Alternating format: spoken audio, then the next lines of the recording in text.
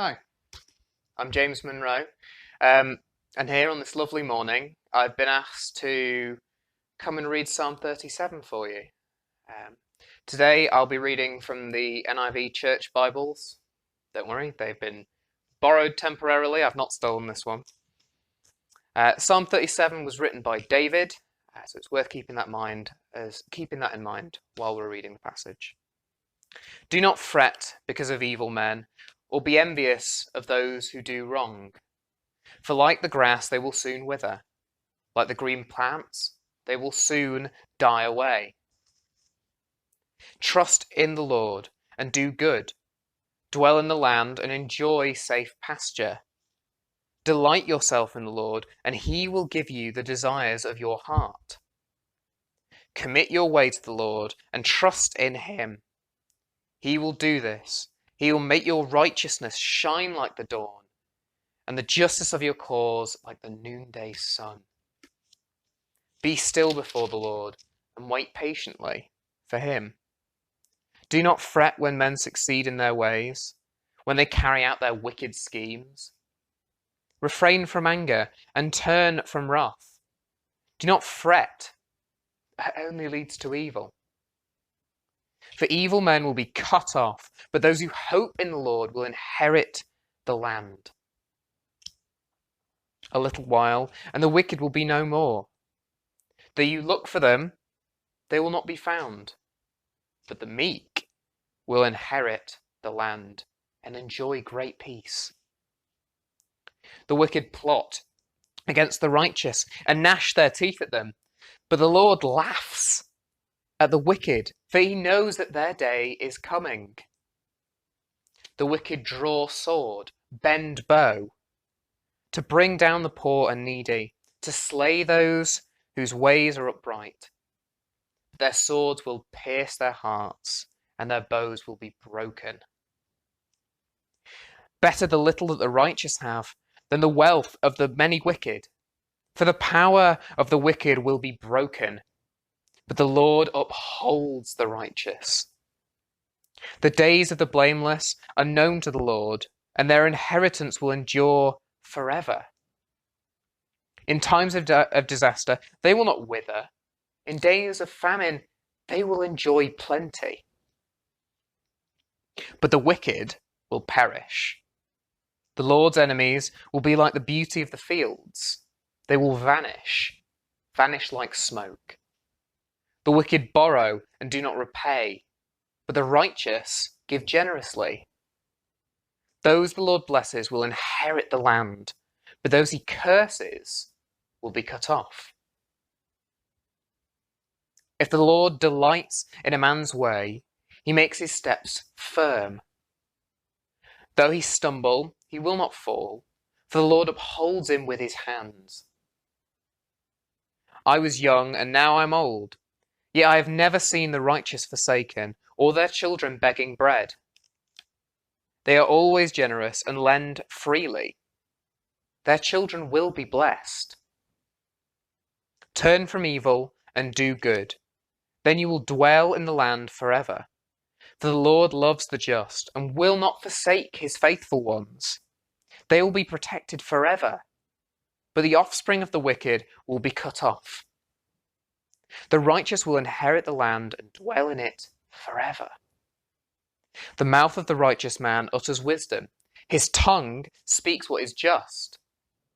The law of his God is in his heart, and his feet do not slip. Wait for the Lord and keep his way. He will exalt you to inherit the land when the wicked are cut off. You will see it. I have seen a wicked and ruthless man flourishing like a green tree in its native soil, but he soon passed away and was no more. Though I looked for him, he could not be found. Consider the blameless, observe the upright. There is a future for the man of peace, but all sinners will be destroyed. The future of the wicked will be cut off. The salvation of the righteous comes from the Lord. He is their stronghold in time of trouble. The Lord helps them and delivers them.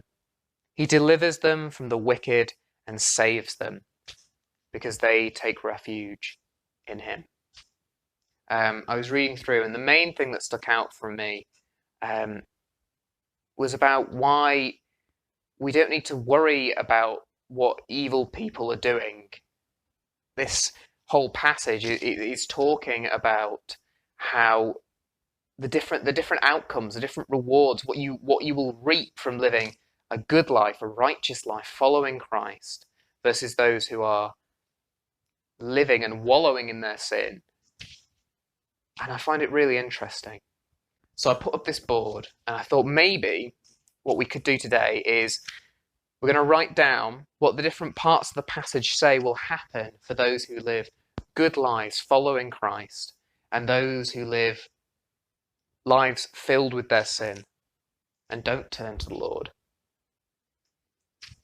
So the first bit that's mentioned in verse 2 is asking us not to worry about evil men or be envious of what they're doing wrong, because they will soon wither. We're told that the evil will wither.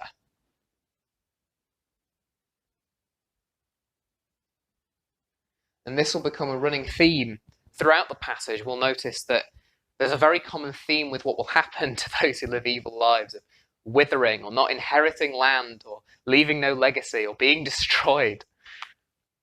In regards to what we can expect for living a good life and ignoring that, not worrying about it, we're told that we will enjoy safe pasture and that we will be given what our hearts desire. He says you can commit your ways to the Lord, trust in him, and he will do this. He will make your righteousness shine like the dawn and the justice of your cause like noonday sun.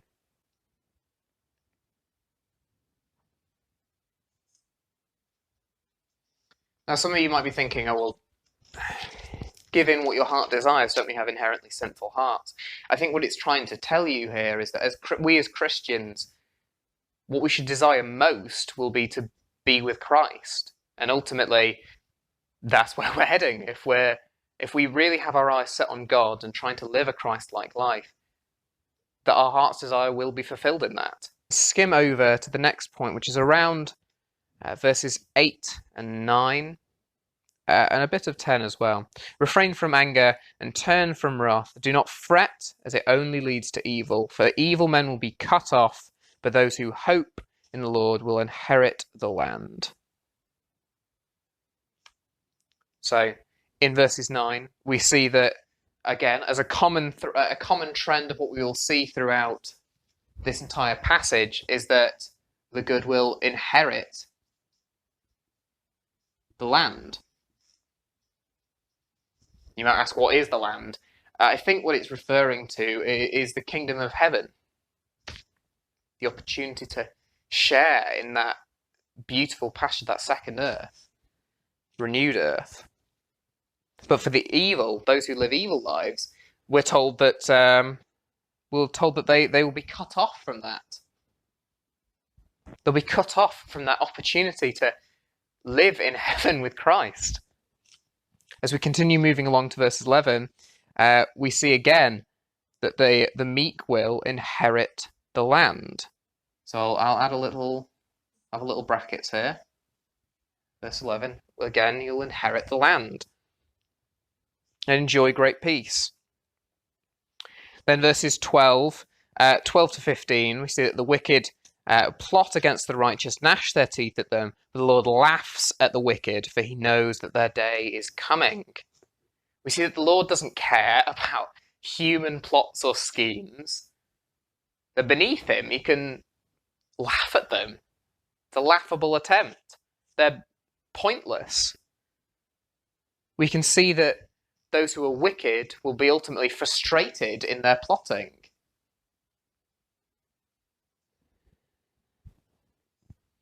But what does that mean for those who live a good life? Well, it's a reminder that the Lord is powerful and he'll judge those who make plans against him.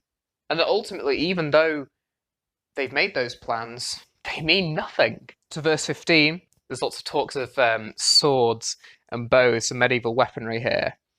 The idea that their attempts to use sin to their advantage to gain power over somebody else will ultimately be their own downfall. Apologies for my messy handwriting here. So as we move on to verse 17 from that, from 16, better the little that the righteous have than the wealth of the many, for the power of the wicked will be broken, but the Lord upholds the righteous. So we're told again, those who might have power here, it'll be meaningless. It'll be broken. They'll lose it. And we're told that the righteous, they'll be upheld by the Lord. As we continue again, we move a little bit further on to verse 18, where we see that the days of the blameless are known to the Lord, and their inheritance will endure forever. We hear again that actually what we're inheriting, the land, being given what our heart desires, that will last for eternity. And again, in verse 19, in times of disaster they will not wither, and in days of famine they will enjoy plenty. Now, my understanding of this verse in particular, maybe not in the sense of perhaps what a prosperity gospel would teach you, but the idea of spiritual plenty, that those who are maybe in periods where there is very, very little spiritual health going around, that those who are following Christ will have plenty. There will still be happiness and joy in that. And as we continue on, we see in verses 20 what happens to the wicked in this situation. But the wicked will perish. The Lord's enemies will be like the beauty of the fields. They will vanish like smoke. So we know that again, they will perish. Now, if you're going to ask me, I'd say in terms of risk versus reward, I wouldn't really want to be on this side of the equation. Verses 22, the wicked borrow and do not repay, but the righteous give generously. Those the Lord blesses will inherit the land, but those he curses will be cut off. So again, reminder that those he curses will be cut off in verses 22. But also a reminder that again, the good will inherit the land. Those chosen and blessed by Christ, by the Lord, will inherit the land. If the Lord delights in a man's way, he makes his steps firm. Though he stumble, he will not fall, for the Lord upholds him with his hand. We have a reminder of what we saw in verse 17, that the Lord again will uphold you in times of difficulty. Then we continue down. I was young and now I'm old, yet I have never seen the righteous forsaken, or their children begging for bread. They are always generous and lend freely. Their children will be blessed. It's not just a promise to us as people, it's a promise to the lives of the children that come after us if they continue to follow in those footsteps. Turn from evil and do good, then you will dwell in the land forever. For the Lord loves the just and will not forsake his faithful ones. They will be protected forever. But the offspring of the wicked will be cut off. So again, this time not just a reminder, not just the evil themselves will be cut off, but also their offspring, the people who continue to live in evil ways. We continue on. We see that in verses 29, we're reminded again that the righteous will inherit the land and dwell in it forever. So again, another reminder over here. It's really beginning to pile up on the good side so far. Then in verses 30, we see the mouth of the righteous man utters wisdom, and his tongue speaks what is just. We're told that those who are living good lives will speak. As long as they're speaking with the Lord in their hearts, they will speak justly and will speak with wisdom. We continue on, and where we eventually get to verses 36. I've seen the wicked and ruthless man flourishing like a green tree in its native soil, but he soon passed away and was no more. Though I looked for him, he could not be found. The idea that even if you're rich today in the current world, eventually that'll mean nothing. It's gone, it's worthless, it's pointless. And we're getting towards the end of our passage now. We also see that in verses 37, consider the blameless, observe the upright. There is a future for the man of peace. We're told that there is a future waiting for us after death.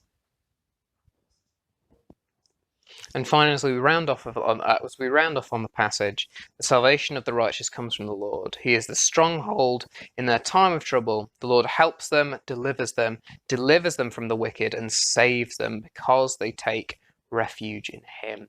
We're promised that those of us who follow Christ will be saved and delivered from the wicked. But what does this all mean? What was the point in showing you all these different aspects of what the passage say? Well, it's a reminder.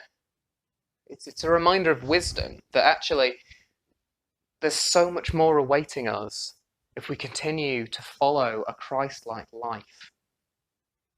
That actually to turn from Christ, to turn from the Lord, is to condemn ourselves to wither, to be cut off, to be frustrated, to be our own downfall. That everything we have here will eventually fade away and mean nothing. Thank you for listening. I hope some of this gave you pause for thought, to think about how we live our lives and how we view the lives of those around us, those living through sin and evil. And we can remember that we don't need to worry about what they're doing, because actually what we're doing leads us to have so much more to be thankful and excited for. Thank you for listening. Hope you have a lovely day.